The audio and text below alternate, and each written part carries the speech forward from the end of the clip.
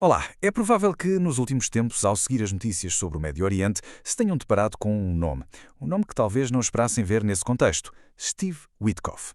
E a história dele, bem, é tudo menos aquilo que se poderia imaginar. Vamos lá desvendar quem é este magnata que de repente se tornou diplomata. E a grande pergunta é mesmo essa, não é? Como é que um homem cujo nome está, intrinsecamente ligado aos arranha-céus de Manhattan, e é um mundo do imobiliário de luxo, acaba por ser uma figura-chave no tabuleiro de xadrez tão, mas tão complexo da diplomacia no Médio Oriente? É o que vamos tentar perceber. É uma mudança, convenhamos, absolutamente radical. Pensem nisto. De um lado, o mundo frenético do imobiliário de Nova Iorque, onde o risco é o pão nosso de cada dia. Do outro, as negociações de paz, talvez o ambiente de maior risco que existe, em sítios como Gaza.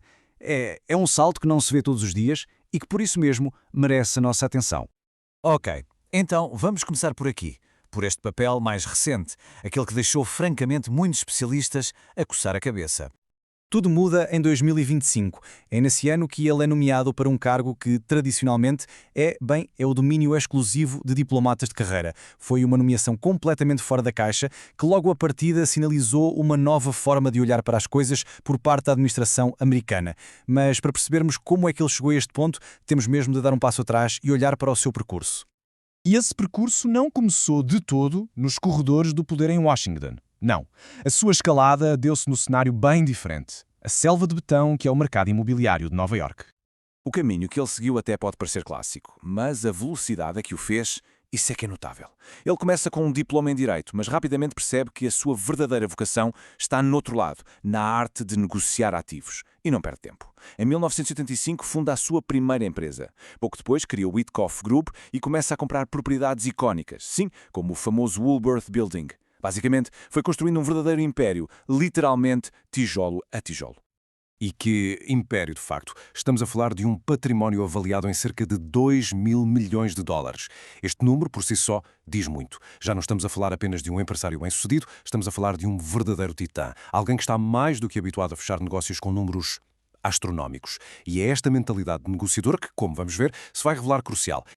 Certo, mas a pergunta mantém-se. Como é que se salta do mundo do imobiliário para o palco da diplomacia mundial? Parece um abismo, não é? Pois a ponte para essa travessia foi construída através de uma relação muito específica que acabou por definir a sua carreira muito para além dos negócios.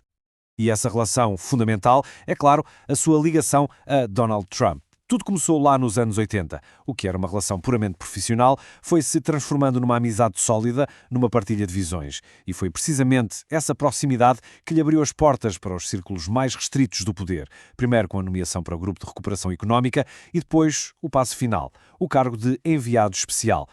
Muito bem, agora que já percebemos o percurso, vamos focar-nos na sua missão atual. Como é que toda esta bagagem no mundo dos negócios se aplica na prática no terreno diplomático?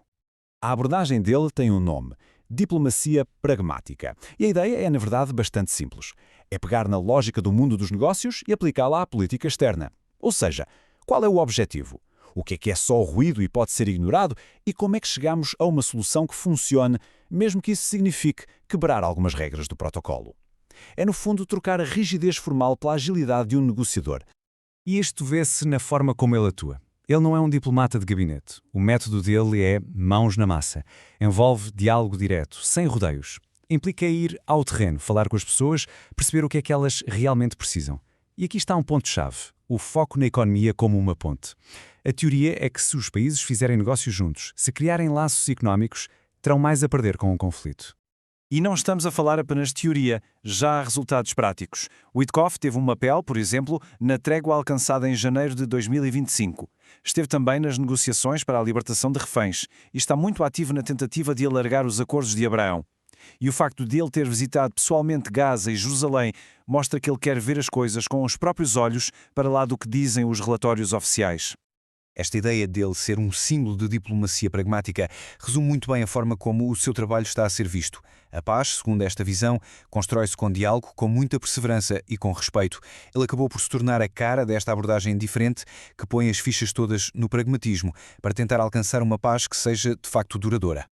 Então, chegados aqui, a questão impõe-se. O que é que isto tudo significa para o futuro? Será que estamos a testemunhar uma verdadeira mudança na forma como se faz diplomacia?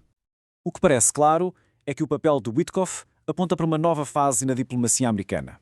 Uma fase talvez menos formal, menos presa a protocolos e muito mais focada numa coisa: resultados. Resultados concretos, palpáveis. E tudo isto leva-nos a uma última pergunta, que fica para reflexão. Será que a mentalidade de um homem de negócios, o pragmatismo de quem está habituado a fechar acordos complexos, pode mesmo ser a chave para destravar conflitos que duram há décadas, conflitos que parecem insolúveis? Fica a questão no ar. No Espaço de Maria partilho olhares sobre o mundo, histórias e tradições. Se te identificas com este tipo de conteúdo, subscreve o canal e junta-te a esta viagem.